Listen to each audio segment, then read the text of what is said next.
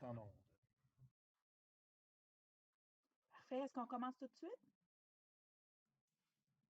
19 heures. Monsieur Collin, c'est correct? Je peux démarrer? Absolument. Parfait. Alors, bonjour, chers collègues, mesdames, messieurs, chers citoyens de Montréal-Nord. Bonsoir et bienvenue à notre 3e séance du Conseil d'arrondissement à distance et sans public.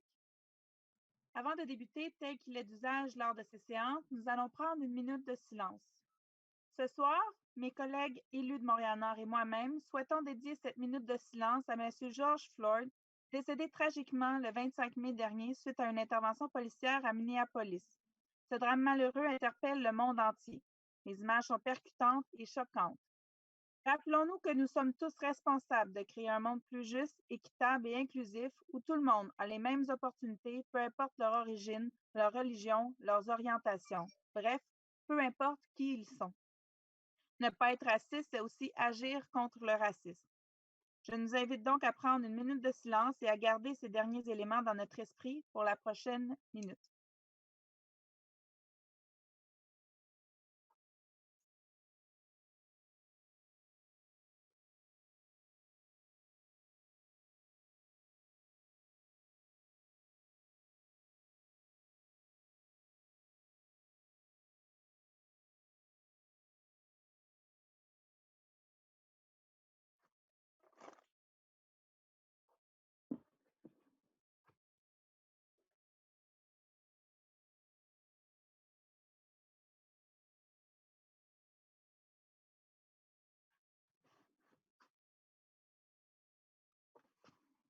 Merci à tous. Je vais vous présenter les élus qui sont présents ce soir. Donc, tout d'abord, Mme Chantal Rossi, conseillère de la Ville du district Ovid-Clermont. Bonsoir. Mme Renée-Chantal Belinga, conseillère d'arrondissement du district Ovid-Clermont. Bonsoir. M. Abdelak Sari, conseiller du district Marie-Clarac. Bonsoir. M. Jean-Marc Poirier, conseiller d'arrondissement du district Marie-Clarac. Bonsoir. Également, il y a les personnes du cabinet. Alors, M. François Purcell, directeur de cabinet. Bonsoir. M. Alain David Jean-Noël, chargé de secrétariat. Bonsoir. Anna Miazarek, chargée de secrétariat. Bonsoir tout le monde. Également le personnel administratif, Mme Marie-Marthe Papineau, secrétaire d'arrondissement. Bonsoir à tous. Mme Anne-Sophie Bergeron, agente de recherche. Bonsoir. Mme Rachel Laperrière, directrice d'arrondissement. Bonsoir. Mme Claire Vassard, directrice de la performance du greffe et des services administratifs. Bonsoir. M. Gilbert Bédard, directeur des travaux publics. Bonsoir tout le monde. M. Claudel Toussaint, directeur de la culture, des sports, des loisirs et du développement social. Bonsoir. M. Jérôme Vaillancourt, directeur de l'aménagement urbain des services aux entreprises. Bonsoir. M. Daniel Bussière, chef de division relations avec les citoyens et communication. Il doit être quelque part. Alors, sinon, du PDQ 39, M. Patrick Lavallée, inspecteur du poste de quartier 39. Bonsoir, messieurs, dames. Bonsoir. Alors, c'est ce qui fait le tour. Donc, j'appelle maintenant le point 10.01. Oui, si vous le permettez, Madame la mairesse, nous allons débuter avec l'adoption de l'ordre du jour de ce soir. Oui. Alors, M. Sari? Juste activer mon micro, désolé. Oui, Alors, allez-y. Merci. J'aimerais juste ajouter un point à l'ordre du jour, une résolution que j'aimerais déposer qui va être appuyée par ma collègue, Mme Chantal Rossi, conseillère de ville du district Ovid-Clermont. Parfait. Donc, Mme Bergeron, vous allez faire l'ajout? Oui, il n'y a pas de problème. Parfait. Donc, ça me prendrait tout de même quelqu'un pour adopter l'ordre du jour avec la modification. J'adopte. Donc, c'est qui propose? Je propose. Vous proposez l'adoption de l'ordre du jour et De qui l'ordre appuie? du jour. Je vais l'appuyer. Parfait. Donc, Mme Belinga propose, Mme Rossi appuie. Alors, donc, on va passer maintenant au point 10.03, qui est le mot de la mairesse et des élus. Alors, avant de débuter la lecture et l'adoption des articles qui sont à l'ordre du jour, permettez-moi de prendre quelques minutes pour faire le point sur deux choses.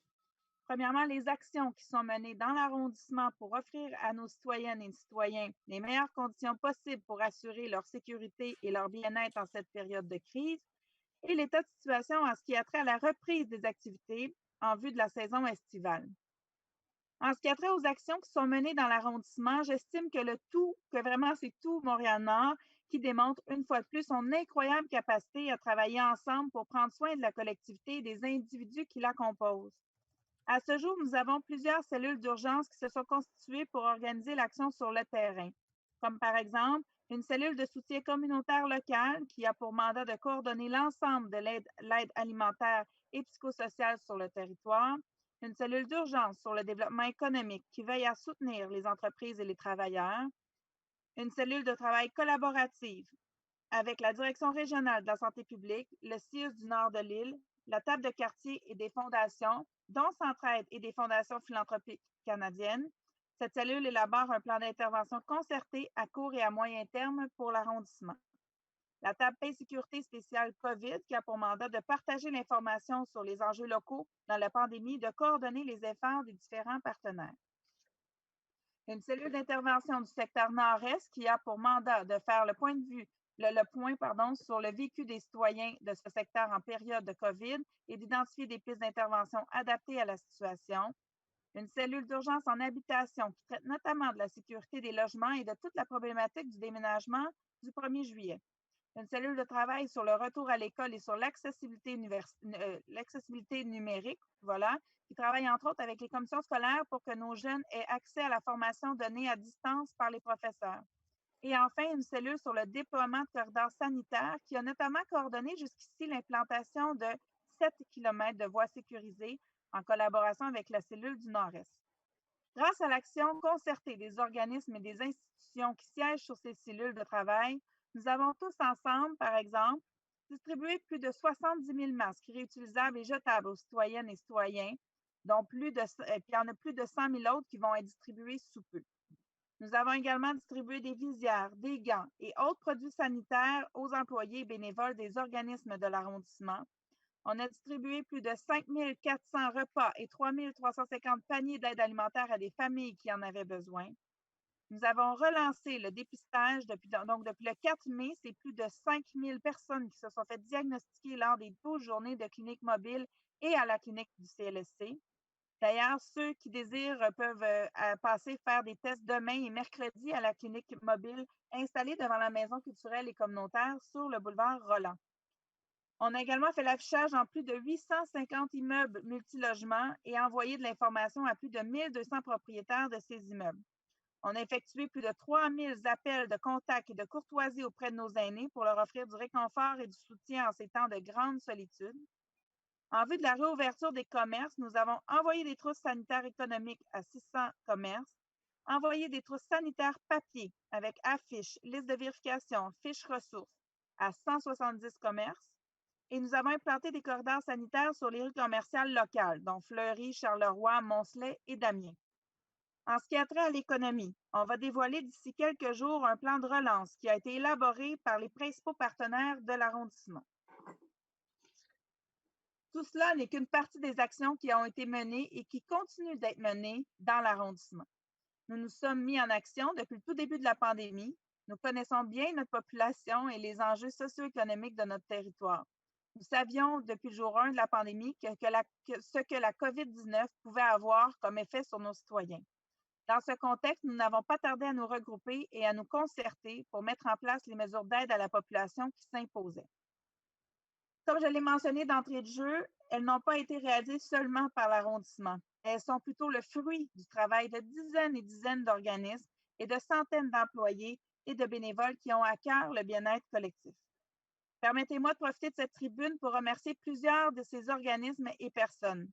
D'abord, un énorme merci à la table de quartier de Montréal-Nord, dirigée par Steve Boussiki avec toute son équipe. Depuis le début de la pandémie, la table de quartier et ses membres jouent un rôle central dans la coordination des actions à travers la réception des besoins, la diffusion d'informations et la mise en place de solutions avec le soutien de l'arrondissement, du CIUS nord de l'île, du PDQ 39 et des tables de concertation jeunesse et petite enfance famille, et bien entendu tous les organismes qui les composent. Elle a notamment établi un centre de soutien aux opérations communautaires sur le boulevard Léger, construit avec des organismes du milieu des projets à soumettre à des programmes de financement d'urgence COVID-19. Gérer le fonds d'aide local des jardins arrondissements aux personnes vulnérables de Montréal-Nord, participer aux cellules d'aide alimentaire et d'intervention du Nord-Est et à la cellule du plan d'intervention collaboratif COVID-19, était présente dans les médias pour faire valoir les enjeux structurels liés aux inégalités sociales et aux besoins d'investissement massifs de l'arrondissement. Aujourd'hui, nous voulons remercier la table en notre nom, mais aussi au nom de nos citoyens. Le travail qu'elle accomplit est non seulement remarquable, mais il est surtout essentiel. Un très grand merci également à Brunilda Reyes et aux Fourchettes de l'Espoir. On sait que cet organisme coordonne l'ensemble de l'aide alimentaire sur le territoire, ce qui n'est vraiment pas une mince tâche. Et d'ailleurs, j'en profite pour remercier toutes les personnes également qui distribuent également avec Brunilda des denrées de chacun de leur côté, que ce soit le Carrefour des retraités, Épisole, donc, il y en a plusieurs autres là, qui font un travail vraiment extraordinaire pour pouvoir permettre, Mission Bon Accueil aussi, voilà, pour permettre aux citoyens d'avoir accès à de la nourriture pour pouvoir nourrir leur famille. Également, je tiens à remercier le Centre d'action bénévole sous la direction d'Isabelle Desrochers. Donc, depuis le début de la crise, le CAB a recruté et fourni des centaines de bénévoles aux organismes. Il a en plus fait preuve d'une très grande créativité dans la mise en place de nouveaux services, comme par exemple les appels aux aînés, les appels de sensibilisation au dépistage, le service de bénévoles qui font l'épicerie et la livraison aux aînés afin de diminuer le temps d'attente. Tous nos remerciements également à tout le groupe, donc le Centre des jeunes escales avec Sophie Lacaire, à Audistoc coordonné par Cassandra Exhumé, Parole d'Exclus coordonné par Boshra Manaï et à Un itinérant pour tous dirigé par Ousseynou Ndiaye. Ces organismes ont effectué un travail essentiel en déployant sur le territoire des équipes pour sensibiliser les jeunes aux dangers des regroupements et du non-respect de la règle du 2 mètres. Ces équipes ont aussi distribué des masques de protection aux citoyens. Merci à la CEDTEC de Montréal-Nord, dirigée par Jean-François Gosselin. Cet organisme a coordonné et déployé toute une série d'actions pour soutenir et sensibiliser les commerçants de l'arrondissement. Et ça s'est fait d'ailleurs beaucoup avec la Chambre de commerce et d'industrie de Montréal-Nord, de même que PME Montréal-Est de l'île. Merci à la Fondation des médecins canado-haïtiens, présidée par Madame le docteur Yolande Charles, Yolande Charles, voilà, et à l'Association médicale haïtienne à l'étranger au ralliement des infirmières et infirmières auxiliaires haïtiens.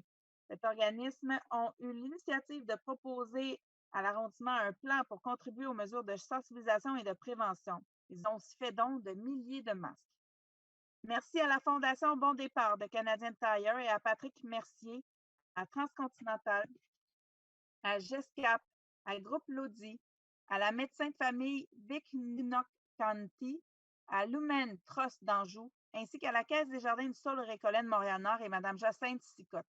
Ces entreprises et personnes ont généreusement donné argent et matériel pour nous aider à combattre les effets de la pandémie.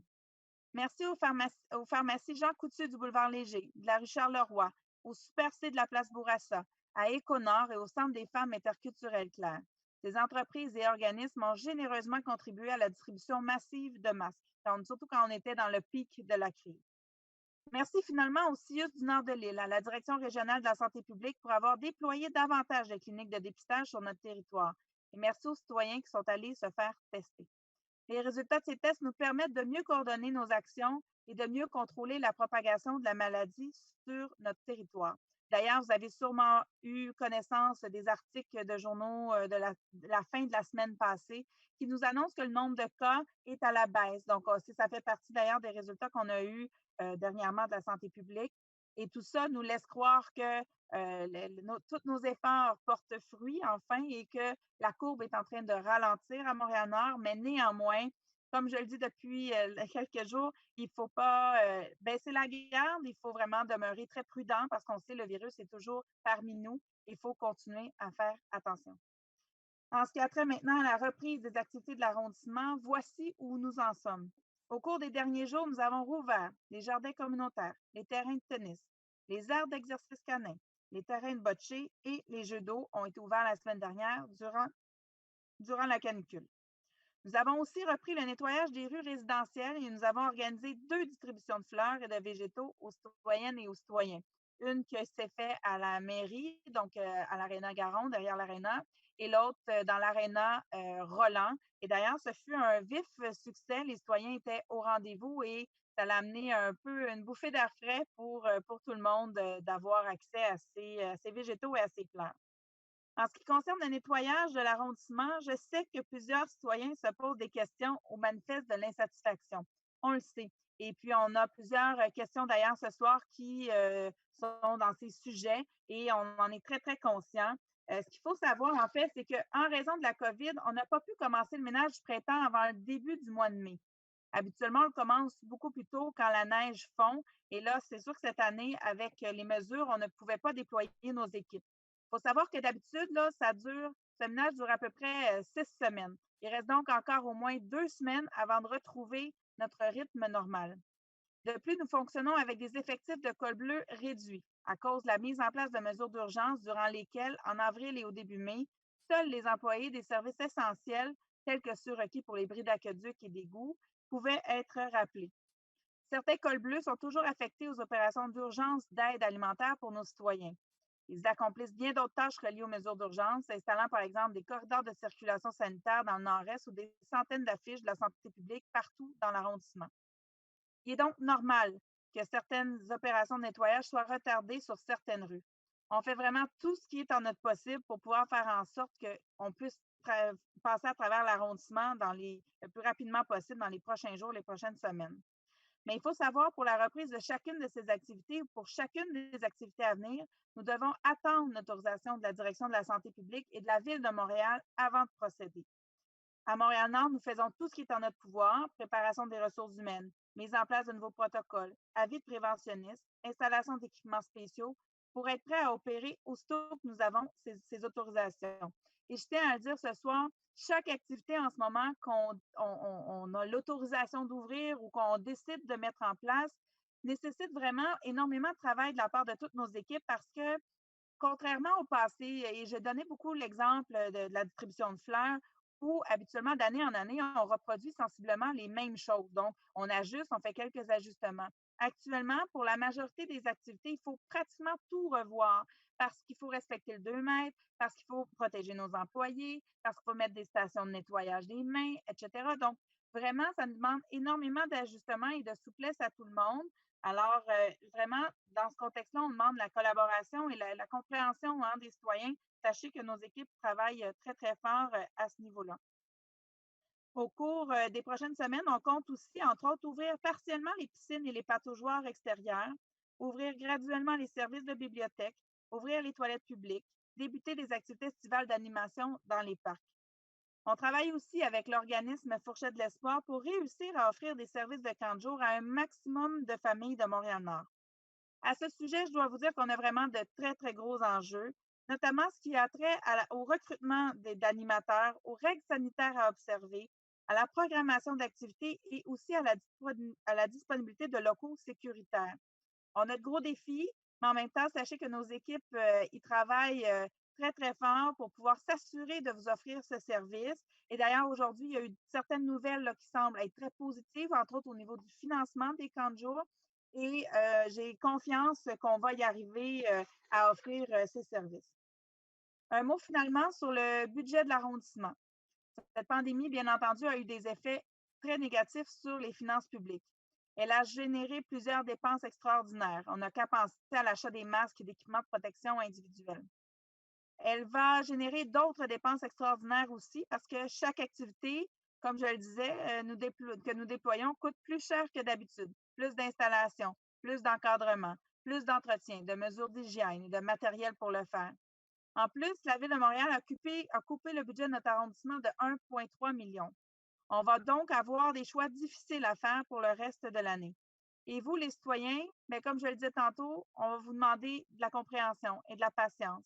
Par exemple, on va tout faire pour maintenir les services liés à la propreté, mais on va peut-être devoir couper sur l'entretien des pelouses et abandonner pour cette année la plantation de fleurs.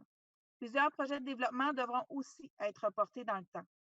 Dans ce contexte, on fait tout ce que nous pouvons pour vous offrir la meilleure qualité de service possible et surtout, en fait, dans le contexte actuel, de vous assurer d'avoir un minimum d'activité pour la saison estivale. On le sait, plusieurs vont demeurer à Montréal-Nord et n'iront pas à l'extérieur. Alors, on met vraiment tout en place pour vous offrir des activités qui seront possibles, hein, parce qu'actuellement, il y a certaines activités qui malheureusement ne peuvent pas se déployer.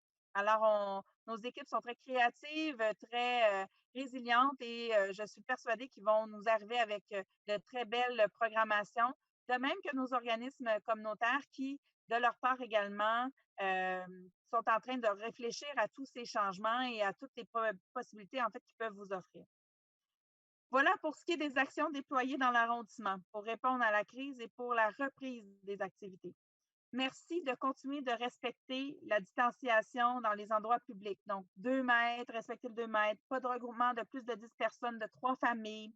Merci aussi de porter le masque et le couvre-visage lors de vos sorties dans les commerces et partout où vous ne pouvez respecter la distanciation de 2 mètres. Et à ce sujet-là, je tiens vraiment à saluer le travail et la collaboration de tous les Nord-Montréalais, parce que pour m'être promenée un peu dans Montréal dernièrement et sur la Rive-Sud également, les Nord-Montréalais portent le masque et ils se protègent, ils protègent les autres. Alors vraiment, je les salue et je les remercie pour leur collaboration. Et je nous dis en fait qu'ensemble, on va y arriver. J'inviterai maintenant Madame Rossi à prendre la parole. Merci, Madame la mairesse. Je tenais à prendre la parole pour parler un peu au nom de mes collègues, en tout votre nom, pour souligner, pour dire aux familles de nos citoyens, de nos concitoyens qui ont malheureusement perdu la vie à cause du COVID, que vous offrir toutes et tous nos condoléances les plus sincères, nos pensées, nos prières vous accompagnent. Alors, on voulait vous dire qu'on est de tout cœur avec vous, malgré qu'un peu impuissant dans ces cas-là. Mais sachez que nous sommes de tout cœur avec vous. Je voulais aussi annoncer une belle nouvelle parce que Mme Black le disait précédemment que les terrains de tennis étaient pour ouvrir incessamment. Ce que je veux vous annoncer, ce que je vous annonce en fait, c'est que durant la tournée qu'on fait des festivités de Noël, dans plusieurs clubs, on m'a demandé Chantal, ça serait le fun d'avoir du pickleball à Montréal-Nord. En fait, on en avait au centre de loisirs, mais les gens demandaient d'en avoir à l'extérieur, sur les terrains extérieurs, ce qu'on n'avait pas jusqu'à présent. Alors, après discussion, on vous a entendu et on vous écoute et vous aurez incessamment 4 terrains de pickleball, c'est-à-dire 2 dans l'Est au Parc Carignan et 2 dans l'Ouest au Parc Ottawa. Alors, aussitôt que les terrains de tennis seront aménagés, c'est bien entendu, c'est le même principe que les mêmes consignes que pour le tennis, c'est des parties simples. Les parties doubles ne sont pas autorisées à cause de la distanciation physique. Alors, vous aurez droit à des parties simples, mais ça avance. C'est une belle nouvelle parce que ça m'avait été beaucoup demandé d'avoir du pickleball à Montréal-Nord. Alors, c'est un petit peu ce que je voulais vous annoncer. Également, écoutez, j'aurais voulu pouvoir vous annoncer les dates officielles du Festival des arts virtuels, mais on est à peaufiner les dernières négociations au niveau de la plateforme virtuelle. Alors, incessamment, on devrait être en mesure de vous donner des dates précises avec des sites via quel site et quel chemin prendre virtuel pour vous rendre aux présentations qui seront faites du Festival des arts. Alors, sur ce, bon conseil à tous. Merci beaucoup, Mme Rossi. Je vais maintenant céder la parole à M. Poirier. Merci, Madame la mairesse. Moi, j'aimerais remercier la cellule de développement économique, tout spécialement remercier les membres et partenaires de notre équipe qui ont pris part au plan de relance économique.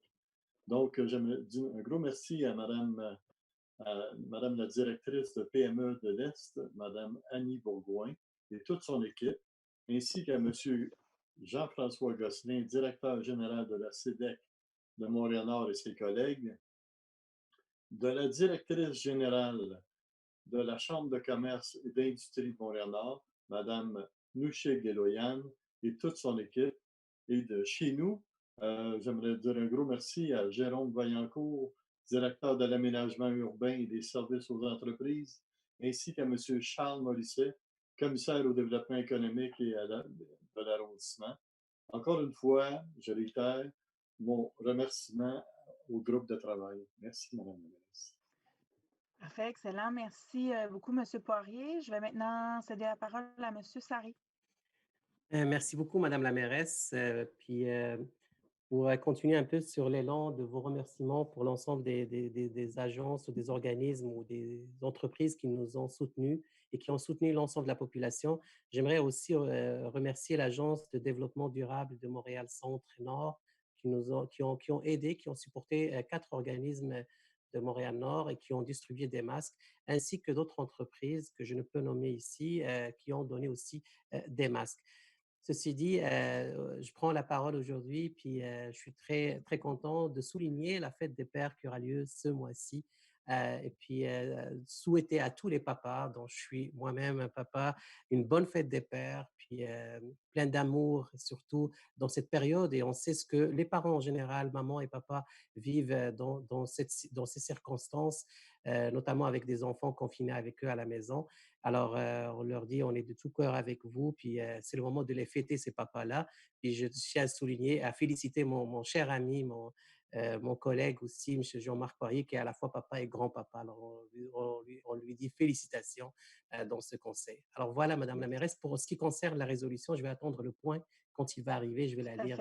Merci. Tout à fait, je demanderai tantôt, bon, on va y revenir de toute façon. Donc, merci, M. Sari. Madame Bellinga, je vais vous inviter à prendre la parole. Merci, Madame la mairesse. Vous m'entendez bien? Oui, absolument. Très bien. Alors, je joins donc bien sûr mes remerciements à l'ensemble de mes collègues au niveau de la table de quartier, de tous les organismes qui contribuent de façon vraiment extraordinaire à la crise actuelle, aux intervenants, également à nos équipes. Mais vous comprendrez que le point que je vais aborder aujourd'hui est un point très difficile, un point difficile pour les communautés noires vis-à-vis des événements des derniers jours. Donc, au cours des derniers jours, de nombreux Canadiens et Québécois ont été choqués par la violence et la brutalité policière qui ont coûté la vie à George Floyd aux États-Unis. Des milliers de manifestants ont participé ce dimanche à une marche pacifique pour dénoncer cet acte ignoble qui bouleverse et révolte les Montréalais et le monde. Malheureusement, depuis de nombreuses années, de nombreuses situations de profilage racial et de brutalité policière sont également dénoncées à Montréal, Repentigny, Laval, Toronto, Ottawa, au Québec et au Canada. Depuis mon entrée en fonction à titre de conseillère municipale de Montréal-Nord, j'ai reçu des dizaines de témoignages de mamans, de citoyens, d'intervenants dénonçant des pratiques injustifiables et condamnables commises par certains policiers. Force est de constater que pour les membres des communautés noires, le rapport paru il y a quelques mois des chercheurs Assaoui, Harmony et Maloney faisant état de 4,6 plus de chances d'interpellation policière pour une personne noire et 11 fois plus de chances d'interpellation policière pour une personne autochtone, les femmes en particulier, ne provoque pas de grande surprise puisque ces situations sont dénoncées depuis de nombreuses années par la société civile et par les familles des victimes. Depuis plusieurs mois, à titre d'élue indépendante, en coalition avec le conseiller Marvin Rotran, des représentants de groupes de la société civile, nous réclamons des mesures drastiques pour que cesse tout geste injustifiable et condamnable de profilage racial et que cesse des gestes de brutalité policière auprès de nos citoyens. Parmi ces mesures, il y a entre autres le port de caméras corporelles par les effectifs de la police demandé par mon collègue Abdelak Sari et l'opposition officielle Ensemble Montréal, l'arrêt immédiat des interpellations aléatoires et contrôle de routine policière, la collecte de données relatives à la race, qui est un volet important de toute stratégie exhaustive de réduction du profilage racial. Une politique du SPVM contre le profilage racial s'appuyant sur les constats et les recommandations de la société civile. En juin 2020, rien n'est encore mis en place. Nos jeunes et nos citoyens et citoyennes continuent de se faire profiler. Nous, membres des communautés noires, autochtones, arabes, nous avons le droit d'être traités de manière juste et équitable. Il est plus que temps que tous les Québécois et Québécoises, tous les Montréalais et Montréalaises, affectés ou non par ces enjeux, se lèvent et s'unissent contre toute pratique discriminatoire, abusive, violente et qu'ils les dénoncent. La vie de George Floyd comptait. La vie de Freddy Villanueva comptait. La vie de Bonnie Jean-Pierre comptait. La vie de toutes les victimes de brutalité policière comptait. Aujourd'hui, il est plus que temps que le SPVM travaille à la tolérance zéro en matière de profilage racial et de brutalité policière. Il est de son devoir et de sa responsabilité de rétablir confiance et justice dans le traitement des citoyens noirs, racisés et autochtones ici, chez nous, à Montréal. Merci, Madame la mairesse. Merci, Madame Bellinga. Donc, avant de poursuivre, je vais simplement demander, avant qu'on arrive au 10.03, période de questions du public, Madame Papineau ou Madame Bergeron, j'aimerais savoir la motion qui a été déposée en début et adoptée. Vous l'avez mis à quel point de l'ordre du jour? Moi, je suggère qu'on le mette avant la section 20. Donc, on pourrait faire la section 10, puis il y aurait le point par la suite qui serait Le numéro serait? Ce serait probablement 12.01. Dépôt. Parce qu'en fait, notre souhait, c'est que cette résolution soit transmise au conseil municipal. Oui, il n'y a pas de problème. Parfait. Excellent. Alors, voilà, c'est sûr que pour les personnes qui nous écoutent, bien entendu, c'est toujours un peu de travail d'organiser notre conseil à distance. Alors, vraiment, je tiens à remercier toutes nos équipes qui aujourd'hui ont dû se déployer pour pouvoir organiser cette rencontre. Et d'ailleurs, on me disait que le streaming, donc la rediffusion sur notre site Internet n'était pas fonctionnel en début de conseil. Donc, soyez assurés qu'on va, en fait, M. Collin, est-ce que vous pouvez nous assurer que le tout va être sur le web en rediffusion pour ceux qui ont pu manquer le début? Oui, absolument. On fait des tests. Normalement, ça fonctionne, mais il y a effectivement eu quelques petites coupures. Mais ça va être en ligne, ça devrait être correct jusqu'à la fin, puis ça va être en ligne par la suite. Excellent. Donc, par la suite, dans le fond, vous allez faire l'ajustement pour que le début soit fonctionnel sur notre site. Absolument. Parfait, excellent. Donc, on s'en excuse. C'est ça, comme je le dis, c'est des ajustements de tout instant pour s'assurer que tout fonctionne bien. Alors, on arrive maintenant au point 10.03, qui est la période de questions du public. Alors, étant donné que le conseil se déroule à distance et sans public, les citoyens ont été invités à envoyer leurs questions par courriel et au téléphone. Nous vous remercions d'avoir utilisé exceptionnellement ces deux voies pour le faire. Je tiens à rappeler que les règles restent les mêmes et que la durée de la période de questions est de 30 minutes, qui peut être allongée par bloc de 15 minutes. Nous avons reçu ce soir 13 questions. Alors, je vais nommer le nom de la personne, en fait, qui vient. En fait, c'est ça. Donc, je vais nommer le nom de la personne qui a envoyé sa question, nommer la question. Pour plusieurs d'entre elles, je serai la personne qui pourra répondre, mais également mes collègues pourront le faire tout dépendamment des dossiers. Alors donc, j'ai fait une nouvelle tentative avec mon iPad de ce soir parce qu'on me disait que vous me voyiez de côté la dernière fois. Donc, on commence d'abord avec la première question, qui est une question de Mme Jocelyne Hamel, donc qui nous écrit ceci. au niveau du nettoyage de rue. Le 26 mai, j'ai fait part au 3-1 de l'absence de service de nettoyage de rue du secteur par le balai mécanique, et ça depuis 3 semaines, avec le numéro de la requête. La raison évoquée du COVID m'apparaît bien facile. Les contraventions en égard au stationnement sont-elles bien émises? L'an passé, le nettoyage se faisait de façon très aléatoire au bon vouloir de l'employé. Elle avait également une deuxième question. Si vous permettez, je vais répondre d'abord à la première. Alors, donc, on a d'ailleurs 2 autres questions qui sont en lien avec cet élément. Donc, le nettoyage printanier est retardé. Il se poursuit jusqu'à environ le 15 juin. J'en parlais d'entrée de jeu dans le mot de départ. Il y a également beaucoup d'entraves par le stationnement des véhicules qui a nuit aussi au nettoyage des rues. Alors, on est vraiment dans un contexte l'œuf ou la poule. Là, donc, je sais que ça a été difficile pour les citoyens en début mai de déplacer leur voiture parce qu'officiellement, le nettoyage des rues débutait le 1er mai. Et on a eu quelques semaines, quelques jours, en fait, de grâce là, où il n'y a pas eu d'intervention, de contravention, en fait. Et par contre, à un moment donné, il faut quand même qu'on passe pour nettoyer. Hein? Donc, c'est vraiment le défi est là. Et quand le printemps arrive, surtout qu'on avait pris un peu de retard à cause qu'on n'avait pas l'autorisation de commencer le nettoyage, ça devenait encore plus important. Alors, on a communiqué d'ailleurs avec l'Agence de mobilité de Montréal, c'est eux, en fait, qui sont les responsables de l'émission des constats d'infraction reliés au stationnement d'interdit selon la signalisation affichée. On est présentement en attente du suivi de leur part, dans le fond, pour savoir ce qu'il en est par rapport aux infractions, comment ça se déroule et tout ça. Donc, le topo devrait être disponible sous peu pour nous. Mais sachez que, en fait, selon les informations qu'on possède, depuis environ la mi-mai, en principe, il y a des contraventions qui sont données. La période de grâce est passée.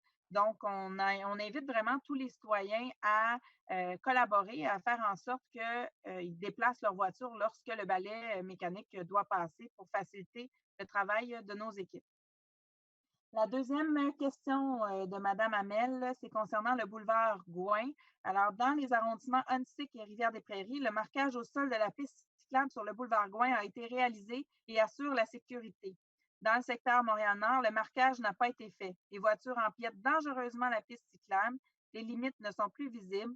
Ce corridor est très utilisé et ce depuis près d'1 mois et vraiment non sécuritaire. Ils sont où les poteaux balises de l'an passé? Pourquoi Montréal-Nord retarde? Parce qu'un grand plan cyclable de l'arrondissement ne peut gérer, si l'arrondissement ne peut gérer sa portion. Allons-nous passer un été où tous les services seront réduits? Elle a le dos bien large, cette COVID. Alors, concernant le boulevard Gouin, en fait, les installations de Montréal-Nord sont complètement modifiées en fonction de l'implantation prochaine des voies actives et sécuritaires, les VAS, de la ville de Montréal. Un des axes empruntera Christophe Colomb sur sa longueur jusqu'à Gouin et Gouin d'est en ouest sur une grande partie de l'artère. L'implantation de cette VAS débutera le 15 juin dans Montréal-Nord. Dans ces circonstances, et puisque ces corridors sont déployés par la Ville de Montréal, l'arrondissement est un partenaire technique, mais ce sont des entreprises privées sous mandat de la Ville qui installeront l'ensemble du mobilier de sécurité. Nous rétablissons le service de l'arrondissement le plus rapidement possible à partir des directives imposées par la Direction de la santé publique et la Ville de Montréal. On sait que notre arrondissement est très touché, a été en fait très touché, il l'est toujours par la pandémie. Alors, vous comprendrez qu'on applique ces recommandations à la lettre. Et il est donc fort probable, malheureusement, que notre offre de service ne soit pas la même que les dernières années en ce qui concerne les activités de l'arrondissement. Donc, malheureusement, la COVID, oui, aura des impacts certainement sur l'offre aux citoyens. Par contre, en ce qui concerne le boulevard Gouin, je pense qu'il y a d'autres questions également sur ce sujet. Sachez que j'ai pu constater moi-même les problématiques en lien avec la conjugaison, si je peux dire ça comme ça, entre les cyclistes, les piétons, les automobilistes sur le boulevard Gouin. On sait que tous souhaitent pouvoir respecter le 2 mètres et qu'il y avait en fait des défis importants qui sont rattachés dans le fond à l'étroitesse de la piste cyclable. Donc, c'est dans ce contexte-là que les VAS vont voir le jour dans les prochaines semaines. Il y a encore des détails techniques auxquels nos équipes travaillent et le tout va être en déploiement prochainement. Alors, j'arrive maintenant à la deuxième question, donc qui est de Jean-François Gagné et qui m'écrit ceci. Je suis Jean-François Gagné, citoyen de Montréal-Nord et organisateur du projet Trottibus à l'école Sainte-Gertrude. J'aimerais premièrement vous remercier de transformer le boulevard Gouin en sens unique cet été. J'ai bien hâte de voir les résultats et d'y aller avec mes enfants. Alors, voici mes 2 questions. Je me propose comme bénévole pour organiser plusieurs activités de formation de cyclistes, enfants et ou adultes cet été pour faire profiter de cette piste à des nouveaux utilisateurs. Cela pourrait être en collaboration avec les camps de jour ainsi qu'avec Vélo Québec, Cyclistes Avertis, que j'ai déjà contacté. Est-ce un projet envisageable? Qui contacta l'arrondissement pour construire un tel projet? Alors, je vous dirais que c'est une excellente initiative et d'ailleurs, on vous remercie pour la suggestion. Par contre, je vous dirais qu'au niveau de cette initiative, il faudrait surtout qu'elle soit portée, mise en œuvre par un organisme du milieu. Nos services, en fait, l'aménagement urbain, va pouvoir vous contacter pour pouvoir vous accompagner et vous permettre, en fait, de vous, c'est ça, donc de vous accompagner pour pouvoir voir, en fait, que ce projet puisse évoluer. Ensuite, il y avait une 2e question, M. Gagné. Donc, dans le souci de favoriser les transports actifs pour les écoles de Montréal-Nord ainsi que favoriser la distanciation physique, j'aimerais suggérer à l'arrondissement des aménagements. J'ai soumis à l'école Sainte-Gertrude un projet de corridor sanitaire. L'arrondissement avait choisi une autre option que je considérais moins appropriée aux besoins actuels. Comment s'assurer que les aménagements autour des écoles soient sécuritaires et favorisent les moyens de transport actifs? Qui contacter pour suggérer ces aménagements? Alors, donnez-moi juste un instant. Donc, ce plan avait été étudié en fait par moi, ce qu'on me dit, c'est ça, c'est que le plan avait été étudié par la direction de l'école, mais qui ne correspondait pas tout à fait aux besoins et générait des impacts majeurs en matière surtout des services d'urgence. Ça, c'est vraiment des éléments importants pour nous. Alors, l'ensemble des corridors sanitaires des écoles vont être révisés avec les équipes de direction et la CSPI pour la rentrée en fonction des directives gouvernementales et des élèves qui seront présents, donc pour la rentrée de septembre en 2020. De plus, l'arrondissement a l'intention de valider les corridors scolaires avec les directions scolaires pour rendre, les directions des écoles, en fait, pour rendre sécuritaires les déplacements piétonniers. Donc, on a vraiment ces soucis, en fait, de s'assurer surtout de la sécurité avec les équipements d'urgence, que ce soit les ambulances, les pompiers, également s'assurer que ce soit tout en cohérence pour les élèves, la direction d'école et en même temps, de notre côté, que ça respecte certaines mesures. Donc, c'est un ensemble d'éléments. Et comme je vous ai dit à votre première question, nos équipes vont vous contacter de toute façon pour votre première question.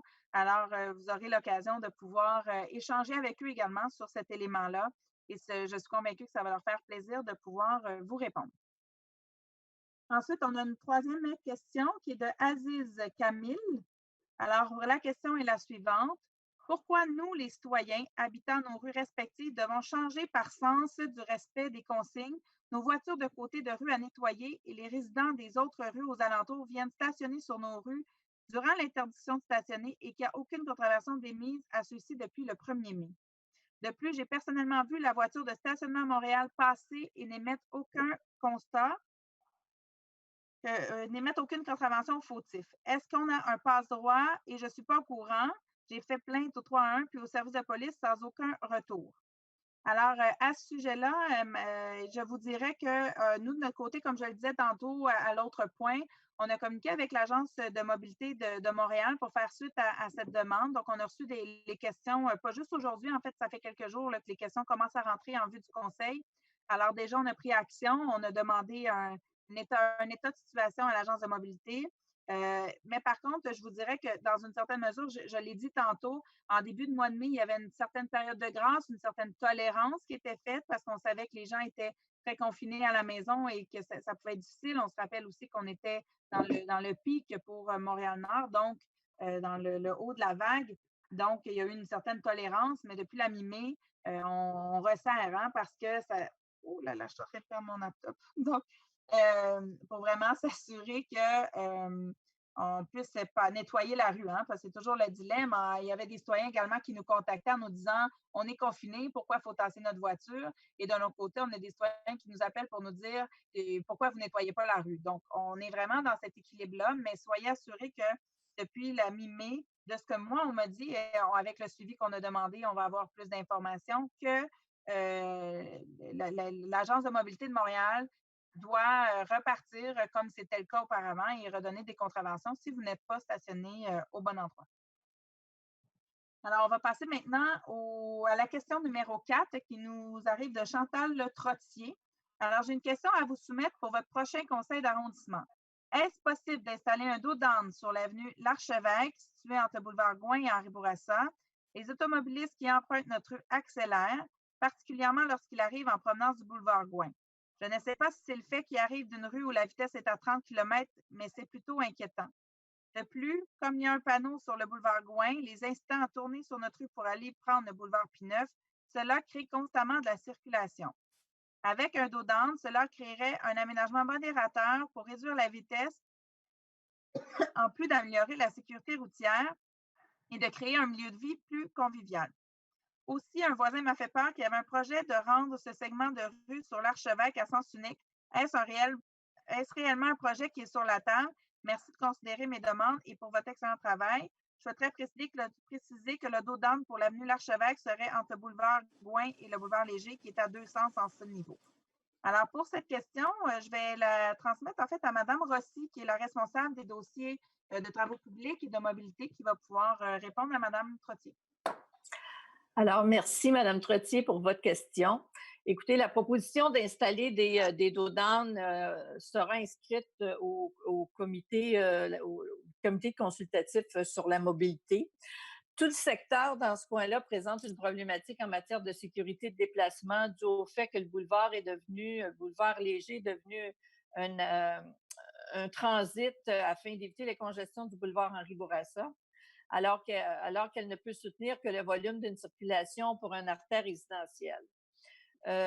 Des études ont été effectuées afin de mettre en place diverses mesures pour réduire ou régler le problème, dont la création de divers sens uniques, l'implantation d'intersections surélevées aussi.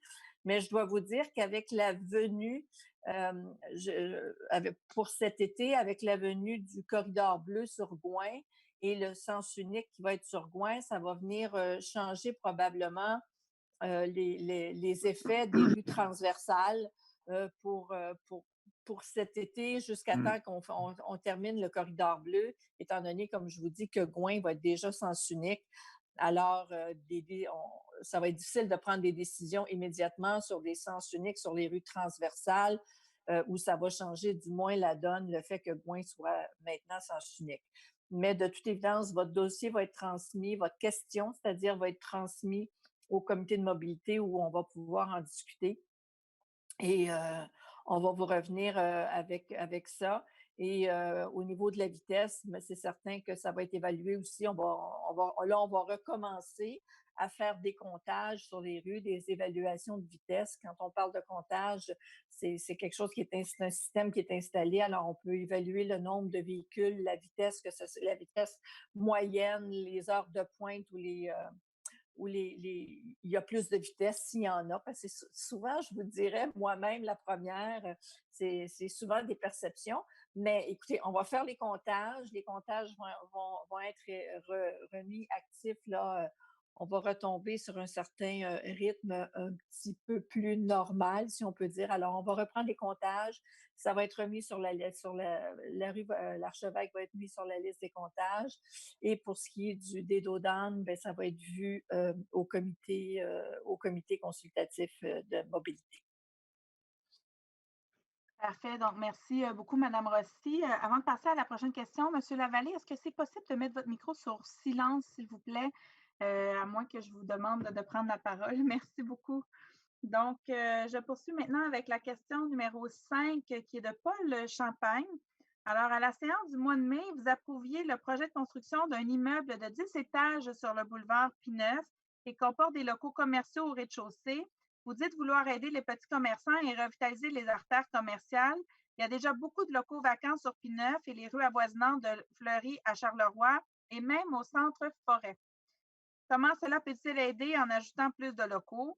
Le guide de Montréal-Nord nous apprend aussi que la personne qui en fait la promotion est un ancien directeur de l'arrondissement, M. Chantal. Ne voyez-vous pas là un problème éthique? Alors, à ce sujet-là, M. Champagne, j'avais un élément de clarification à vous apporter parce qu'en fait, vous parlez dans votre document dans votre question, en fait, de deux projets distincts. Alors, au dernier conseil d'arrondissement, le projet qu'on a adopté, donc c'était au coin de Larain et de P9, En fait, c'est la construction avec Apopex, donc c'est une construction. Et au premier étage, c'est une salle communautaire, donc ce n'est pas un espace commercial. Alors que le projet dont vous parlez de 10 étages, c'est le projet qui est, en fait, si je peux me permettre, ou ce qui est actuellement le terrain du Volkswagen.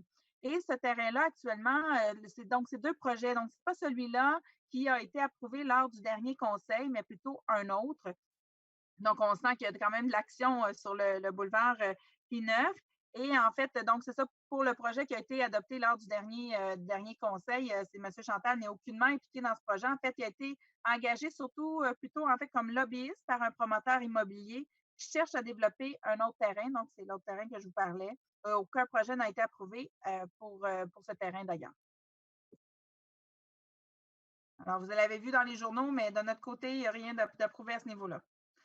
Ensuite, je vais poursuivre avec la question numéro 6, qui est de Maria Vital. Alors, elle dit ceci. Je suis sur le coin de la rue Fizet et Monti et je pense que vous devriez interdire le stationnement de voitures sur les deux coins de rue ou faire des bandes jaunes sur les coins de trottoir. Et croyez-moi, les manœuvres des autobus se font difficilement à cause que la rue devient trop étroite avec des voitures stationnées. Bien sûr qu'en hiver, c'est beaucoup plus pénible. Malheureusement, les gens ne respectent rien et se stationnent n'importe comment et disons qu'ils s'en foutent carrément. Ceci est une observation que j'ai constatée plusieurs fois. D'ailleurs, vous comprendrez qu'on est dans nos balbutiements en termes de questions à distance, mais il faudra bien entendu respecter un certain décorum dans vos questions quand vous allez nous l'envoyer. On va d'ailleurs publiciser, en fait, envoyer bientôt les consignes par rapport aux questions, donc ce qui est permis, ce qui n'est pas permis. Alors, même si on n'est pas dans l'enceinte du conseil d'arrondissement, vous comprendrez que ce moment est une période officielle. Alors, à la limite, je vais me permettre, lors des prochains conseils, d'ajuster certaines questions s'il y a des mots qui ne sont pas autorisés de notre côté. Alors, pour répondre à cette question, je vais également demander à Mme Rossi de pouvoir poursuivre et répondre à la citoyenne de façon rapide, Mme Rossi, si possible. Oui, sans problème. Alors, merci, Mme Vital, pour votre question. On entend bien la problématique.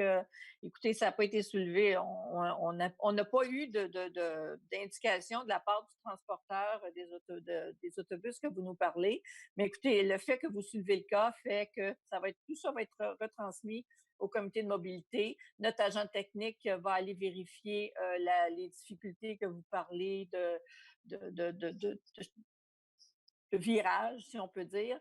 Et pour les bandes jaunes et tout ça, tout va être vérifié par le comité de mobilité. Parfait. Merci beaucoup, Mme Rossi. Je passe maintenant à la question numéro 7. Et Mme Bergeron, on est toujours correct dans les temps? Oui, Madame la mairesse, il reste 12 minutes environ à la période de questions. Parfait. Donc, aux premiers 30 minutes, c'est ça? Oui. Parfait. Excellent. Alors, donc, la question 7 est de Juliane Moreau au nom du regroupement de résidents signataires d'une pétition. Alors, la situation de la circulation de transit sur le boulevard Gouin entre Saint-Vital et l'avenue Garon est toujours aussi dangereuse. La vitesse et le nombre de voitures posent un problème grave à la sécurité des piétons et cyclistes. Une pétition a été remise, signée par la très grande majorité des résidents du secteur et de très nombreuses représentations ont été faites au conseil d'arrondissement depuis plus de 3 ans. Un nouvel accident est imminent. Sachez que si aucun sens unique n'est mis en place, lorsque celui-ci aura lieu, notre regroupement de résidents s'assurera que votre administration soit tenue responsable publiquement, politiquement et légalement. Voici ma question pour une énième fois. Alors que la mairesse de la Ville de Montréal impose des mesures pour le boulevard Gouin pour sécuriser les dépassements des cyclistes et piétons cet été, allez-vous saisir cette opportunité pour mettre en place de façon permanente un sens unique sur le boulevard Gouin dans notre secteur, tel que le comité de citoyens que vous avez mis en place le recommande d'ailleurs. Alors, également, comme c'est une question de circulation, pour aujourd'hui, je vais la transmettre à Mme Rossi. Alors, merci, Mme Moreau, pour votre question. Nous sommes effectivement sensibilisés à cette situation qui a pris une tangente particulière à cause de la pandémie, à cause du confinement. D'une part, les entreprises impliquées dans ce dossier étaient au ralenti ou fermées d'une autre part. Le confinement a réduit, bien entendu, la pression sur la circulation de transit. Nous sommes aussi conscients qu'avec le déconfinement progressif, la circulation va reprendre sur le boulevard Gouin. C'est pourquoi l'arrondissement a collaboré avec la Ville de Montréal afin de valider l'implantation du corridor bleu là, de déplacement sécuritaire sur l'axe Gouin qui sera lié au centre-ville par Christophe Colomb. C'est là une belle occasion de tester l'efficacité de mesures comme le sens unique. L'implantation de voies actives sécuritaires impliquera de ne permettre la circulation sur Gouin que dans une seule direction. La transformation en sens unique temporaire de cette artère sera une opportunité pour étudier le comportement des automobilistes, malgré la situation particulière de post-pandémie et de début des vacances estivales. Ce dossier sera d'ailleurs présenté aux membres du comité Gouin-Saint-Vital, dont vous faites d'ailleurs partie, qui se penche sur les enjeux de circulation dans ce secteur de l'arrondissement. L'étude d'un sens unique permanent a été présentée par ailleurs à ce comité et des études plus précises étaient en cours pour valider les impacts plus fins des récents scénarios. Celles-ci ont été arrêtées puisque les écoles étaient fermées, le volume de circulation ayant radicalement diminué. Les analyses plus fines devenaient inutiles. La bonne nouvelle demeure qu'après 3 appels d'offres, nous sommes enfin en mesure d'octroyer le contrat pour la réalisation des travaux permettant de sécuriser le déplacement aux intersections ciblées dans la première étude et accepté lors de la consultation. Alors, tout ça pour vous dire qu'à la lumière de ce qui va se passer sur Gouin, c'est sûr c'est certain qu'il n'y aura pas de changements qui vont se faire permanents sans que les élus de Montréal-Nord aient consulté leurs citoyens. Alors, on va voir comment tout ça va se passer cet été. Et à la lumière de ça, on verra ce qui va arriver de tout ça. Merci beaucoup, Mme Rossi. Alors, je passe maintenant à la question 8. En fait, ça vient de Pasquale Filosa. Il y a 2 questions. Je vais les prendre une à la fois. Alors, la première question, c'est demande d'installation de 2 dos down sur la rue Belleville entre Fleury et Prière. Depuis octobre 2019, l'arrondissement a dit qu'il ferait une étude, mais les citoyens n'ont toujours pas eu de nouvelles. C'est une zone de 30 km, mais les gens roulent à grande vitesse. Alors, comme c'est une question de circulation, encore une fois, Mme Rossi, je vais vous donner la parole. Bien, tout d'abord, permettez-moi de saluer M. Filosa, s'il nous écoute. Hein? M. Filosa est un de nos habitués. Alors, la proposition d'installation d'un dos down sera inscrite pour l'analyse du comité consultatif de mobilité. L'arrondissement ne réalise pas de comptage durant l'hiver, comme je le disais précédemment pour une autre question, mais on recommence les comptages tranquillement. Alors, la rue Belleville sera ajoutée à la liste des comptages et on sera en mesure de voir avec l'agent technique les résultats du comptage et voir les moyennes de vitesse puis tout ça. Alors, on va temporairement installer la stèle de vitesse jusqu'au comptage pour essayer, étant donné qu'on est devant un parc. Alors, on va installer la stèle qui, personnellement, mon avis personnel, est très incitatif. En tout cas, moi, quand je vois une stèle de vitesse, je trouve que c'est très incitatif. Alors, ça va sûrement aider. C'est très incitatif. Et on va transférer la demande de surveillance pour la vitesse au SPVM. Et d'ailleurs, on est bien placé. Là, il y a M. Lavallée qui nous entend. Alors, il sera au fait de votre demande, M. Filosa. Et il a bien entendu qu'il y a une problématique de vitesse sur la rue Belleville, près du Parc Ottawa. Merci, Mme Rossi. Donc, je vais passer maintenant à la deuxième question de M. Filosa. Derrière la bibliothèque Belleville, il y a des transactions de drogue. Le 28 mai, le citoyen a surveillé entre 22 et 23h30 et 11 voitures se sont rendues sur place. Le citoyen s'est plaint plusieurs fois au CA et l'arrondissement. Il demande quand on fera quelque chose. Alors, c'est sûr que dans une certaine mesure, nous, on entend ces éléments-là. Et le stationnement, d'ailleurs, derrière la bibliothèque est un élément pour lesquels on avait plusieurs éléments. En fait, un élément de sécurité. Là. Je sais que nos équipes sont déjà en train de vérifier à ce niveau-là. Ce que j'entends, c'est qu'il y a quand même plusieurs voitures qui sont rendues sur place. Pour poursuivre, en fait, je vais référer la question à M. Lavallée, qu'on a la chance d'avoir parmi nous, qui va pouvoir vous donner quelques pistes de réponse à votre question. M. Lavallée. Merci beaucoup, Mme Black. Alors, je vais porter le problème à l'attention des patrouilleurs du poste 39. Cependant, avec la question, j'essaie de bien comprendre ce qui se passe. Je voudrais d'abord inviter les citoyens à communiquer avec la police en faisant 911 en cas d'urgence. Si, pour M. Filosa, il y a des éléments d'urgence, il ne faudrait pas hésiter. Sinon, c'est de faire le 514-280-2222 quand il n'y a pas d'urgence. Pourquoi on appelle directement la police plutôt que de prendre des détours? C'est parce que ça nous permet d'intervenir rapidement, de communiquer avec vous et d'obtenir de l'information supplémentaire au besoin et aussi vous faire un retour si c'est pertinent ou si vous le souhaitez. Alors, si jamais le téléphone n'est pas une option pour vous, il y a aussi la possibilité d'écrire au SPVM sur le site www.spvm.qc.ca. Donc, je pense que Mme Black vous connaît. Alors, on va peut-être se mettre en lien, elle et moi, pour que je puisse avoir vos coordonnées puis porter la problématique à l'attention de mes employés. Parfait, merci beaucoup, M. Lavallée. M. Sarré, vouliez-vous intervenir? Oui, j'ajouterais un élément, parce que ce qu'on voit dans cet incident-là, c'est qu'il y a eu déjà un déplacement des patrouilleurs. Puis, encore une fois, que ce soit pour cet incident-là, pour d'autres incidents, il est très important que pour l'ensemble des citoyens, pour des fins de statistiques et pour planifier les opérations, c'est très important d'appeler le 911 pour que ce soit bien évidemment noté et par la suite colligé comme information qui pourrait orienter les opérations policières. Ça, c'est très important. Deuxièmement, maintenant, on sait, puis je pense que ça a été porté à l'inspecteur, M. Patrick Lavallée, comme quoi il y a une problématique derrière. Alors, en même temps, on peut inviter le poste de quartier peut-être à voir cet élément-là qui a été soulevé aujourd'hui en conseil d'arrondissement. Mais encore une fois, pour cet incident, tout sort d'incident qui peut sortir un peu de la normale et qui peut nuire à la quiétude des citoyens, je les invite toujours à composer le 911 et aller voir le poste de quartier ou tout simplement parce que ça nous prend des données probantes pour pouvoir planifier ces opérations-là. Merci. Merci, M. Sarri. Alors donc, on va poursuivre avec la question numéro 9 qui nous vient de Marco Gill. Alors, qui nous dit, il demande un panneau d'arrêt sur la rue des Narcisses, coin Personnage, à cause de la grande vitesse des voitures qui arrivent de Lacordaire. Alors, encore une fois, c'est des questions de circulation. On en a plusieurs ce soir. Je vais transmettre la question à Mme Rossi pour qu'elle puisse vous répondre. Écoutez, M. Gill, merci pour votre question. On va regarder ça. L'agent technique, c'est toujours des dossiers qu'on regarde, qu'on prend en note, qu'on met sur l'ordre du jour du comité de mobilité.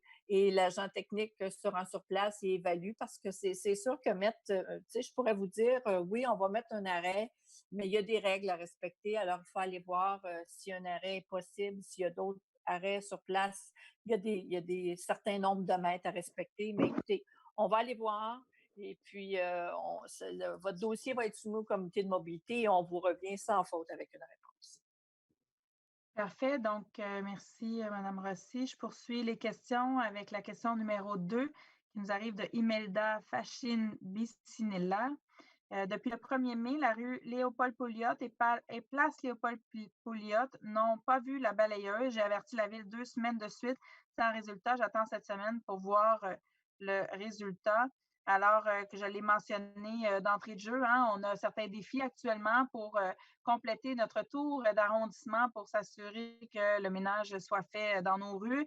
On le sait, la première fois qu'on passe en début de saison, c'est toujours un petit peu plus long parce qu'on a des résidus de la saison hivernale. On a également des fois des feuilles qui nous restent de la période d'automne. Donc, les balais doivent revenir pour être vidés beaucoup plus fréquemment.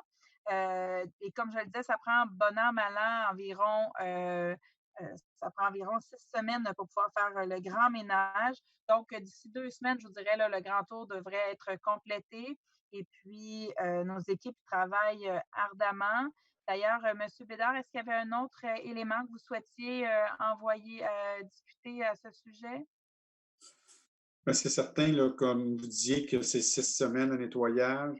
On a encore pour un gros 2 semaines là, avec la finalisation là, des parcours de balai, là, les finaliser, puis notre agent technique, les contremaîtres vont les surveiller de près des rues qui n'avaient pas eu de passage encore. Parfait. Donc, merci. On souhaite ardemment que tout le chemin puisse être fait. On sait à quel point c'est important pour les citoyens. Donc, on a déjà pu terminer le premier bloc de 30 minutes pour les questions. Je propose de rallonger de 15 minutes parce qu'il nous reste 3 questions. Donc, j'irai de l'avant pour poursuivre. Et d'ailleurs, je tiens à mentionner qu'on a quand même d'autres questions. En fait, on en a plusieurs qui nous arrivent par Internet. C'est une façon de faire qui est nouvelle, mais en même temps, on voit qu'il y a un certain engouement de la part de nos citoyens à ce sujet-là et c'est des sujets très variés, comme on peut le constater. Alors, la question numéro 11 nous arrive de Jean Junior. Alors, le nettoyage des rues n'est pas fait selon l'horaire des panneaux. Alors, on en a discuté au point précédent. C'est la troisième question sur le sujet. Alors, donc, sachez que nos équipes travaillent et qu'on, d'ici, comme M. Bédard le mentionne, d'ici un gros 2 semaines, là, on devrait avoir fait le tour de l'arrondissement et s'assurer que tout se passe bien. Et j'en profite d'ailleurs pour dire aux citoyens que lorsque le panneau exemple, une interdiction de stationnement sur une rue entre certaines heures, c'est oui pour faire le ménage, mais ce n'est pas l'unique raison. Il y a également, ça nous permet de voir s'il n'y a pas des voitures abandonnées sur les rues et puis de pouvoir constater d'autres anomalies qui pourraient être présentes sur la rue. Également, nos services peuvent utiliser ces blocs horaires-là pour pouvoir faire des travaux en sachant que la rue sera disponible à ce moment-là. Alors voilà, donc j'espère que ça répond à votre question. Alors, comme je le disais d'entrée de jeu, un petit peu plus de patience et puis tout va rentrer dans l'ordre prochainement. Nos équipes travaillent ardemment et d'ailleurs, je tiens à saluer tout le travail de nos cols bleus actuellement qu'on travaille dans des conditions qui ne sont pas faciles et qui demandent beaucoup d'adaptation, beaucoup d'ajustements. Parce que certains locaux qu'on a sont très exigus, donc ça a impliqué d'ouvrir des nouveaux locaux tels que l'Aréna Garon, entre autres pour permettre les moments de pause. Donc, vraiment, tout le monde est mis à contribution et puis on les salue et on les remercie pour tout leur travail. La question numéro 12 arrive de Joyce Pépin. Alors, elle parle de problèmes sur la rue Albert-Brosseau quand les policiers régleront le problème de flânage, de consommation, vente de stupéfiants et d'attroupement. Alors, pour cette question, je vais la transmettre. On parle toujours de circulation, entre autres, à Mme Rossi. Merci, Mme la mairesse. Alors, effectivement, on a beaucoup entendu la problématique sur le boulevard, pas sur le boulevard, mais sur la rue Albert-Brousseau, du côté sud, entre Étier et Savard. On est au fait. On connaît effectivement les enjeux de paix, les enjeux de sécurité depuis quelque temps. Ça nous est envoyé, ça nous est nommé. Alors, des gens qui stationnent, qui demeurent sur place tardivement, qui font des pratiques, des activités illicites. Parce que la situation le commande, nous proposons. Alors, depuis le début de la séance, quand les questions me reviennent, je dis que ça s'en va au comité de mobilité. Alors, le comité de mobilité, de la façon dont ça fonctionne, émet des recommandations aux élus. Et pour cette fois-ci, les élus, nous allons à l'encontre des recommandations du comité de mobilité parce que le comité de mobilité ne nous recommandait pas de faire une interdiction de stationner sur la rue du côté sud sur Albert-Brousseau. Eux étaient pas d'accord avec ça. Alors, nous allons voter au point 40.01 un petit peu plus tard.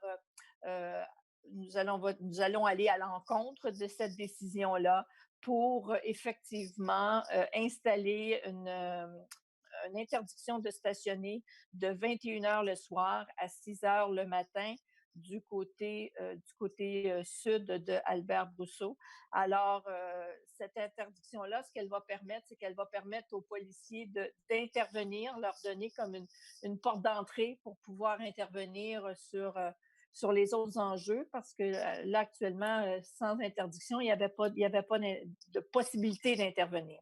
Alors, on leur donne une possibilité d'intervenir. On espère que tout ça va aider grandement la situation. Mais effectivement, comme je vous dis, au point 40.01, on vote, on ne va pas dans la recommandation du sens du comité de mobilité, mais bien à l'écoute de nos citoyens et vous allez avoir une interdiction de stationner de 21h à 6h. Parfait, merci Mme Rossi. Et d'ailleurs, j'ai une dernière question qui est la question 13 ce soir qui nous arrive de Carl Rodrigue. Madame la mairesse, à votre rencontre du 4 mai dernier, plusieurs citoyens du secteur du boulevard Albert-Brosseau entre les avenues Savard et Étier vous ont adressé leurs préoccupations et questions. Vous nous avez répondu que vous étiez fortement volontaire pour induire un changement et que vous alliez intervenir dans un délai de quelques jours à quelques semaines en réponse au comportement d'incivilité d'individus qui fréquentent l'endroit. Malheureusement, à ce jour, nous n'avons observé aucun changement. Quelles ont été vos actions? Puisque nous vivons cette problématique depuis de nombreuses années, que nous avons tous des propositions pour régler la situation, nous vous demandons de quelle façon nous pouvons se joindre à vous, à votre équipe ou à un comité pour que la situation puisse être résolue rapidement. Merci de votre précieuse collaboration. Alors, comme Mme Rossi l'a mentionné à la question précédente, ce soir, on pose un geste important. Sachez que c'est c'est rare qu'on va à l'encontre de nos comités consultatifs, que ce soit le comité d'urbanisme ou cette fois-ci de mobilité.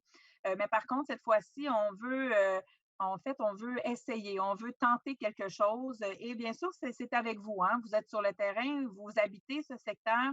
Alors, en interdisant, en donnant, en fait, en installant des pancartes d'interdiction de stationnement de 21h à 6h le matin, ça nous donne également, ça va donner également un levier supplémentaire, comme le disait Mme Rossi, au STVM, pour pouvoir intervenir de façon plus importante. Parce que quelqu'un qui est arrêté à ce moment-là peut les policiers peuvent aller voir pour faire en sorte que les gens circulent. On a quelques craintes par contre, parce que est-ce qu'il y aura plus de gens sur vos rues transversales ou autres? Bien entendu, ce n'est pas ce qu'on souhaite. Mais en même temps, on s'est dit qu'il faut quand même essayer quelque chose. Donc, en ce moment, c'est ce qu'on essaie pour les prochaines semaines. Et là-dessus, vous êtes nos alliés. C'est comme ça que je le vois pour qu'on travaille ensemble. C'est ce que je sentais dans votre question, que vous nous tendez la main. Alors, on y va pour ça. Et puis, donc, comme Mme Rossi le disait, c'est le point 4001. On va en parler un petit peu plus tard lorsqu'on va l'adopter. Et notre souhait, c'est vraiment de pouvoir faire des tentatives. Et bien entendu, c'est un premier geste. On va analyser, on va observer autant de notre côté que du vôtre. Également avec le STVM, ils vont pouvoir également nous faire des recommandations. Et par la suite, au besoin, on va réajuster. Et surtout, notre souhait principal, c'est qu'il puisse y avoir un peu plus de quiétude dans votre secteur. Et d'ailleurs, je tiens à dire, vous partagez dans votre message, et je pense que dans l'autre question précédemment également, que ça faisait plusieurs années. Je tiens quand même à rappeler que ça s'était beaucoup calmé dans les derniers temps. C'est vraiment l'arrivée de la pandémie qui a exacerbé la problématique dans votre secteur, selon ce que j'ai pu comprendre. Alors donc, un premier geste ce soir d'importance. Et puis, on va pouvoir suivre la situation de près. Je me demande également si monsieur, mais est-ce qu'il est toujours parmi nous, notre inspecteur? Je Je pense qu'il est parti. Oui, je pense qu'il a Ouais. malheureusement quitté. Mais Alors donc, dans le même sens, Madame la mairesse, si vous le oui, permettez, c'est la allez-y, même monsieur chose, Sarré. mais dans le même sens que l'autre question, ça demeure très important que les citoyens appellent puis laissent vraiment une trace au niveau des données pour que le service de police ait une information beaucoup plus intéressante sur laquelle il peut baser ses planifications. Tout à fait. Donc, on rappelle les numéros, bien entendu, le 911 s'il y a urgence. Si c'est pour signaler une situation et qu'il n'a pas nécessairement urgence, à ce moment-là, vous pouvez faire le 514-280-2222. Et comme M. Sarry le mentionne, ça permet de monitorer ce qui se passe et pour nous également d'avoir plus d'informations à ce sujet-là quand on travaille avec le service de police. Alors donc, voilà, donc c'est ce qui met fin à la période de questions. Je remercie vraiment tous les citoyens qui nous ont transmis leurs questions à l'avance, également un peu plus tôt par téléphone. Sachez que pour nous, c'est un moment privilégié pour être en contact avec vos préoccupations. En même temps, je tiens tout de même à rappeler qu'entre les séances du Conseil, nous demeurons disponibles, que ce soit par courriel, par téléphone également. Alors, n'hésitez surtout pas à nous contacter pour qu'on puisse pouvoir s'occuper en fait de votre problématique avant le conseil. Hein. Des fois, entre les conseils, il peut y avoir 3 semaines, 1 mois. Donc, vraiment, on demeure disponible entre ça par courriel, réseaux sociaux. Donc, on est très actifs les 5. Alors, n'hésitez surtout pas. Alors, donc, c'est ce qui met fin à la période de questions. Donc, chers collègues, on va passer au conseil ordinaire. Alors, donc, on va adopter le point 10.04. Oui, le point 10.04, adopter le procès-verbal de la séance ordinaire du conseil d'arrondissement tenue le 4 mai 2020 à 19h, ainsi que le procès-verbal de la séance extraordinaire du conseil d'arrondissement tenue le 7 mai 2020 à 8h45. Propose. J'appuie. Alors, c'est proposé par M. Sarry, appuyé par Mme Rossi. Donc, j'appelle maintenant le 2001. En fait, là, il y aurait le dépôt, hein, donc le 1201, c'est ça? Oui. Alors, bon, excellent. On a le PowerPoint qui s'affiche à l'heure actuelle. Donc, le 1001, donc c'est le dépôt de la motion. Donc, je vais demander à mon collègue, M. Sarry, de la lire pour nous. Merci beaucoup à Madame la mairesse. Avant de lire la résolution qui va être envoyée au conseil de ville, j'aimerais réitérer ce que vous avez mentionné tout à l'heure et ce que Madame Billinga l'a exprimé aussi, que toutes nos pensées vont envers la famille et les proches de George Floyd, décédé à la suite d'une intervention policière à Minneapolis. Ce drame malheureux interpelle le monde entier. Les images sont percutantes et choquantes. Comme l'a bien dit Mme Bilinga, le racisme a toujours existé. La seule différence maintenant, c'est qu'il est filmé. D'ailleurs, cette affaire ramène en premier plan le port des caméras portatives auprès des policiers de Montréal, qui peut être un outil qui ramènerait plus de transparence, qui ramènerait plus de confiance entre la population et le service de police. Alors, je vous lis, Madame la mairesse, la motion qui pressent le SPVM de procéder au déploiement des caméras portatives et de tenir ses engagements en matière d'interpellation policière pour l'année 2020. Attendu que le nombre d'interpellations effectuées par les services de police de la Ville de Montréal a grimpé de 143% entre 2014 et 2017, alors qu'il n'y a pas eu de hausse notable du nombre d'incidents criminels sur le territoire montréalais. Attendu que, depuis 2010, des rapports sur les pratiques de profilage et d'interpellation ainsi que des plans stratégiques pour contrer le profilage racial se sont succédés au sein du SPVM sans pour autant donner des résultats concluants. Attendu qu'entre mai 2016 et avril 2017, le SPVM a mis en place un projet pilote visant à équiper ses policiers de caméras portatives et que les résultats du projet pilote montrent que 69% des patrouilleurs du SPVM reconnaissent que les caméras portatives peuvent être utiles notamment pour renforcer leur témoignage à la cour. Attendu que le sondage post-projet pilote présenté dans le rapport du SPVM a révélé que les citoyens étaient généralement plus satisfaits du service des policiers munis des caméras portatives, attendu que le rapport 2019 du projet pilote du SPVM sur les caméras portatives recommandait de ne pas aller de l'avant avec un déploiement citant entre autres des coûts trop élevés, mais que le rapport a grandement surestimé les coûts de l'implémentation des caméras portatives, notamment sur la question des salaires, et que l'administration montréalaise s'est basée sur les conclusions du rapport afin de ne pas déployer des caméras portatives. Attendu que, depuis la fin du projet pilote du SPVM, la technologie des caméras corporelles et du stockage de données s'est améliorée, attendu que les captations vidéo complètes d'une interpellation ou d'une intervention policière permettront non seulement d'aider les citoyens, les policiers, les instances disciplinaires, déontologiques et judiciaires à éclaircir les circonstances d'une interpellation ou d'une intervention, mais aussi d'inciter les victimes d'abus à porter plainte et à remettre en question un comportement discriminatoire d'un policier. Attendu que, d'une optique d'imputabilité, de responsabilité, de transparence et de renforcement de la confiance du public envers leurs services de police, les villes comme New York, Chicago, Los Angeles, Albuquerque, Fort Worth, Oakland et Calgary ont choisi d'implanter les caméras portatives, attendu que plusieurs études aux États-Unis font état d'une diminution significative de l'usage de la force dans les interpellations policières et des plaintes associées lorsque les policiers portent des caméras corporelles, attendu que le déploiement à grande échelle des caméras portatives permettra de mettre en place une mesure concrète pour contrer le profilage racial et social au SPVM et rehausser la confiance du public envers le travail des policiers montréalais et policières montréalaises, attendu que le rapport sur les interpellations policières à la lumière des identités racisées publié en octobre 2019 démontre que les personnes issues de minorités visibles sont plus susceptibles d'être interpellées lors de contrôles aléatoires par les policiers du SPVM,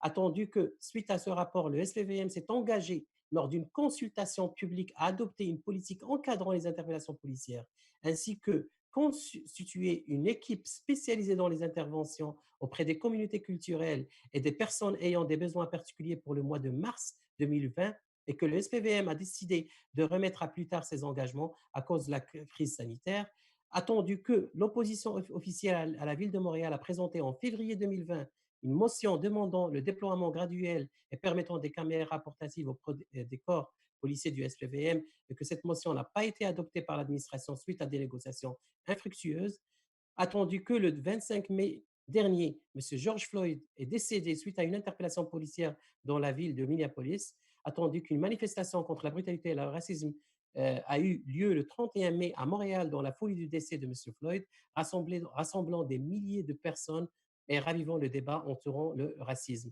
Il est proposé par moi-même, Abdelak Sari, conseiller de ville du district Marie-Clarac, et appuyé par Mme Chantal Rossi, conseillère de ville du district Ovid-Clermont, que la Ville de Montréal prenne l'engagement ferme d'implanter rapidement et de façon permanente les caméras portatives au SPVM, que la Ville de Montréal presse le SPVM de publier sa politique sur les interpellations policières qui devrait être publique en mars 2020 et de mettre sur pied une équipe spécialisée dans les interventions auprès des communautés culturelles et de personnes ayant des besoins particuliers qui devait être constituée en mars 2020 également. je finis ma résolution et je pense que Mme Renée Chantal Bilinga, qui est conseillère d'arrondissement, voulait aussi appuyer cette motion. Je lui demande de manifester, ainsi que M. Jean-Marc Poirier. Merci, Mme la mairesse. Merci, Madame la mairesse. Je vais donc, tel que demandé par Monsieur Sari, me prononcer. Donc, j'appuie bien sûr cette résolution concernant le port de caméras corporelles pour les policiers du SPVM, une résolution nécessaire qui effectivement va ramener plus de transparence et de confiance dans le travail des policiers envers les citoyens nord-montréalais et les citoyens montréalais. Merci. Merci à Mme Bilinga. M. Poirier? Merci, Mme la mairesse. Je me joins à mes collègues pour appuyer la motion de M. Sari et de Mme Rossi. Parfait. Donc, si vous me permettez, j'aimerais quand même dire quelques mots, assurer les citoyens de Montréal-Nord, assurer mes collègues que nous porterons, M. Sari portera le dossier, il le porte déjà depuis un certain temps. Et c'est avec beaucoup de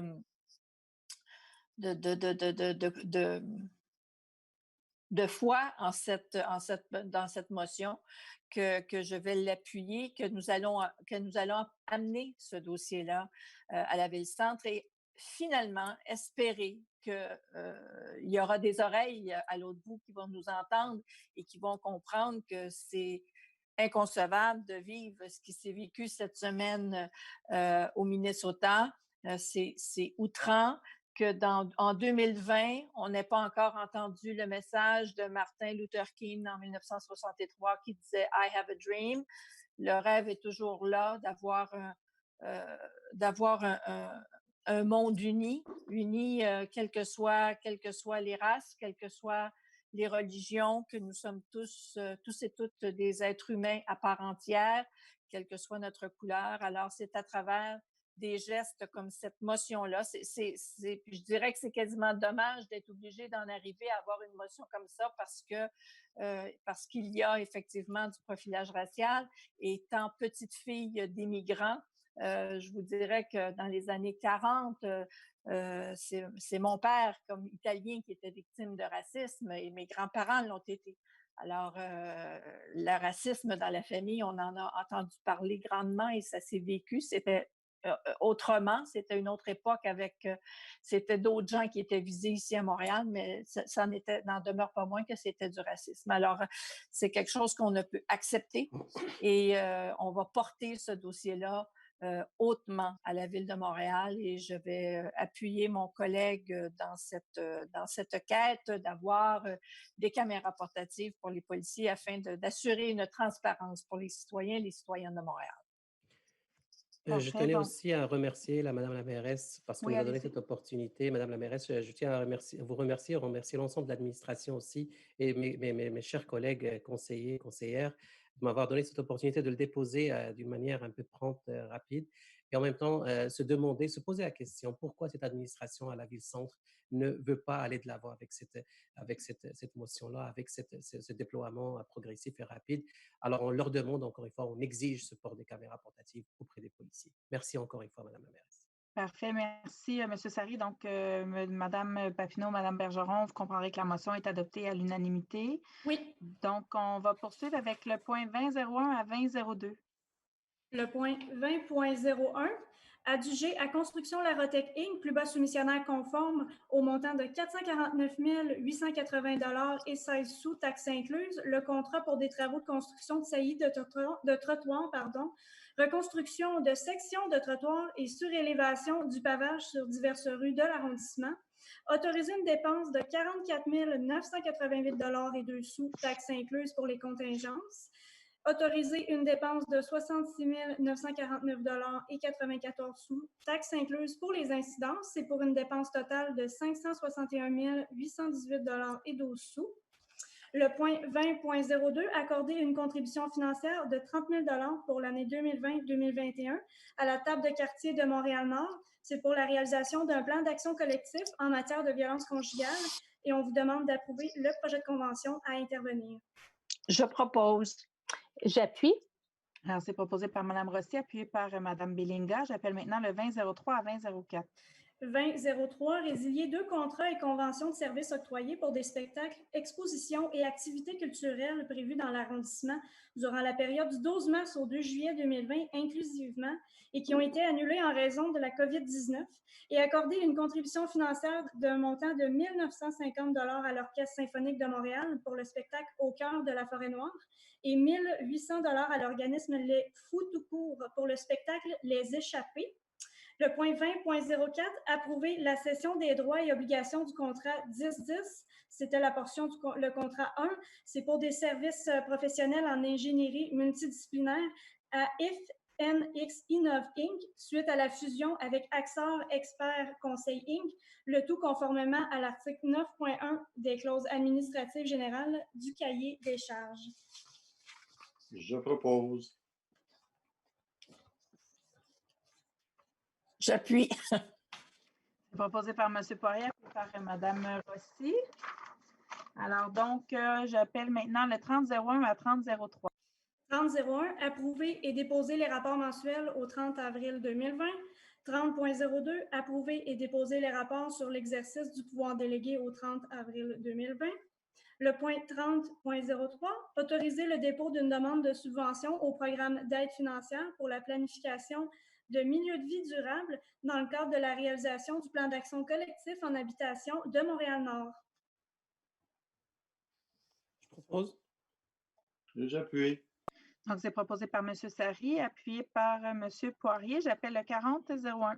Le point 40.01. Donc, on vous demande de statuer sur les diverses recommandations du Comité consultatif sur la mobilité qui a siégé le 6 mai 2020. C'est en vertu du règlement 1570 sur la circulation routière.